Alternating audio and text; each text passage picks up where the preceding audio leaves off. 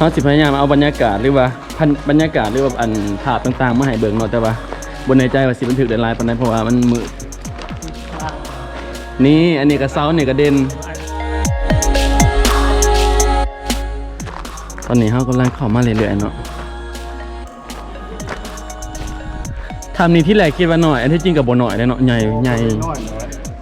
ใหญ่หลายมาที่โดนลำพาแล้วซอกคุณหมูแต่ว่าทำนี่มันสีมีความแตกต่างจากทำอื่นก็คือมันสีแบบเบื้องนี่มันสีขาวแต่เขาไปไหนมันสีเป็นหินหย่อยดำแต่ว่าเบื้องนี่มันสีเป็นหินหย่อยขาวแล้วก็สีมีอ่างที่มันเป็นแบบคล้ายๆคือเป็นอ่างลอยน้ำนั่นแหละอยู่ในอ่างมันสีมีเป็นหินมนๆคล้ายๆคือไข่มุกกันคนอื่นซื้อทำว่าจะไหนตัว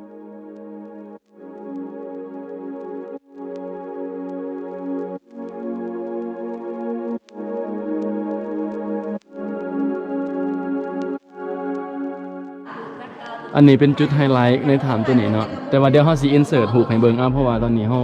ถ่ายวิดีโอโดย GoPro มันบ่สามารถที่เช็คแสงได้หลายปานใดโล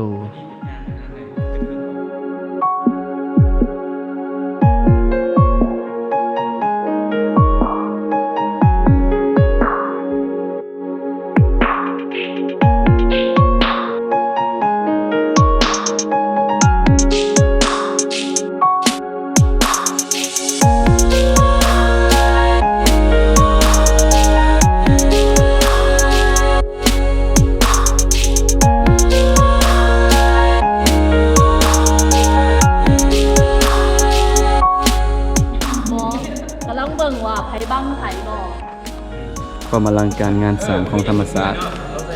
ธรรมดาเบื้องหลังการถ่ายทำน้องเพื่อที่จัดสากได้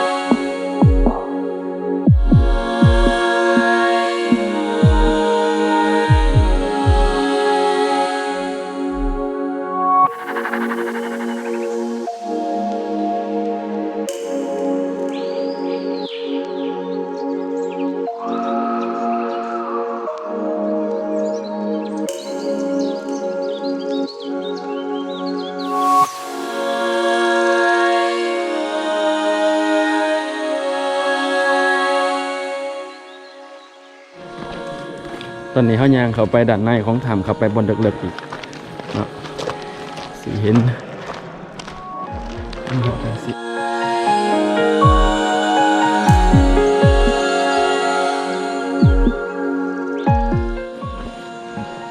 อันนี้คือความยิ่งใหญ่ของถ้ำเนาะอันนี้คือความยิ่งใหญ่ของธรรมศาสตร์เลยแหละ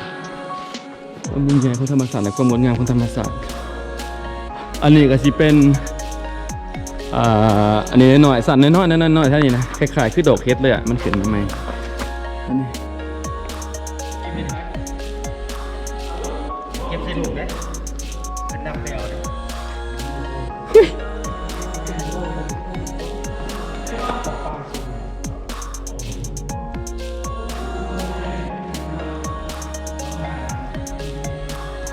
กำลังเห็นโซ่คำเลยหรือกำลังเห็นท่านี่เริ่มเป็นแบบที่มันโบเป็นเงาแล้วท่านี่สิเป็นประมาณอย่างสิ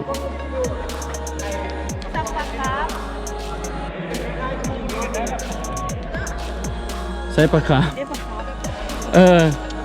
อันนี้เนี่ยไอ้ซ่าเห็นป่ะ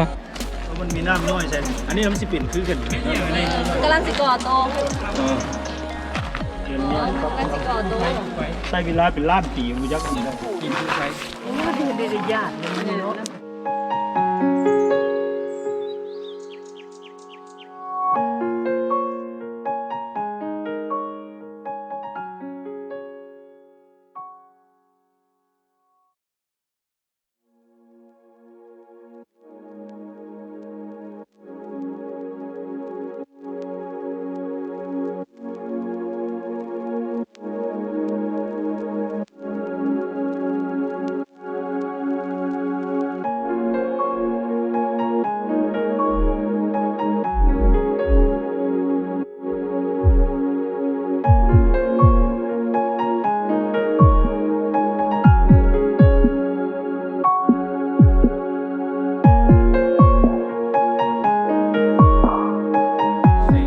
ในทีมงานเบื้องหลังของหูบงามทั้งหมดทั้งมวล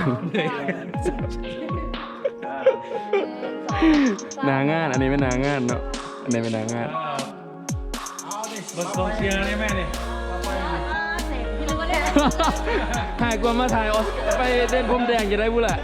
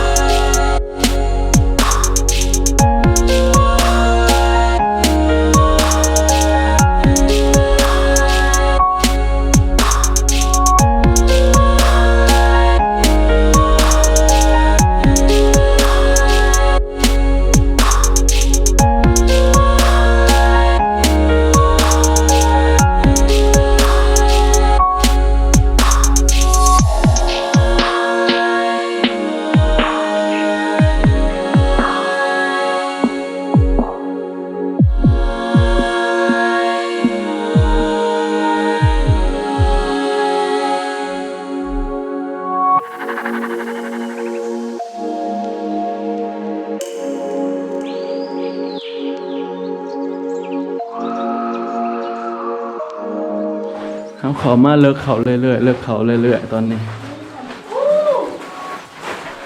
ยูฟ้าหินสิมีลักษณะของหินแหยวมาจริง ไปติ้งกันไหนกับไปกันนะจุดที่ทายหูกินก่อน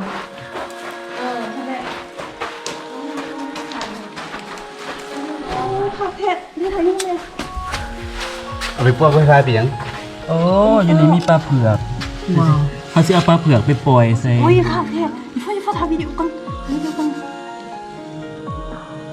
เรื่องง่ามอ่ะป้าอีสังวะ ตันซื้อมาเลยเนาะ คือจะมีน้ำตลอดเหรอบน มีตัวเดี บ ยว ออยู่คุณน้ำหลายกว่า สีง่ายบ่ มันจะง่ายมันยัง นี่อาหาร มีตัวเดียวนี่วะยัน อาหารก็ ตัว พูด เดี อะ ยว ไรมาใส่ อยู่คันมีตัวหนึ่งพวกไอ้เราใส่ อาหารเด้ ปลาเพือกปลาเพือก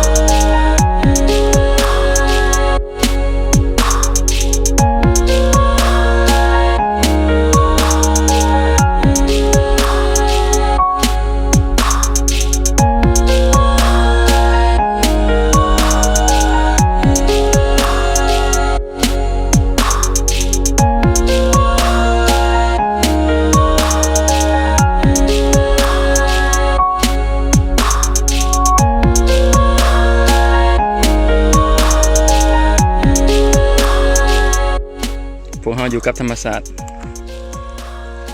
อาหารมันนี้มีอย่างไหนพวกไข่ต้ม ปลาไข่ต้ม กินหน่อไม้ลวกผัก ว้าว แกงหมึกเล่น โอ้โห ปิ้งไก่ทอดดุข้าง อาหารดีกว่าอยู่แคมป์อีกไหม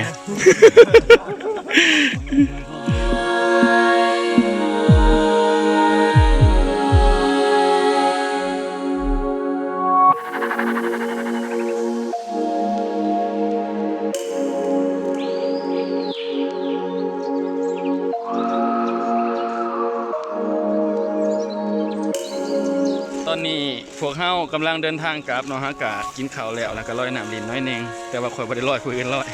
กำลังเดินทางกลับแต่ว่าเฮากำลังลองเส้นทางใหม่ในการกลับซึ่งว่าเส้นทางนี้ค้นพบโดยอ้ายบรรทอนเนาะเฮากำลังย่างกันกลับไปตอนนี้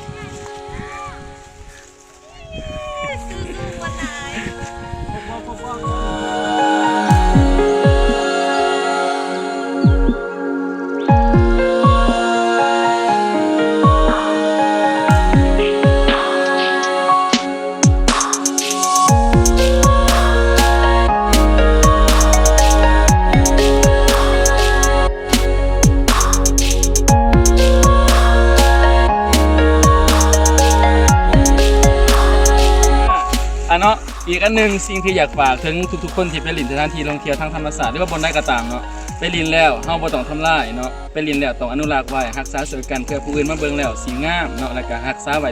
ฮอดรุ่นลูกรุ่นหลานผู้แหละผู้อื่นก็อยากมาเบิ่งเนาะอันนี้แม่ขี้เหนียวที่เฮาสิไปถิ่มสร้างมาหลายเติม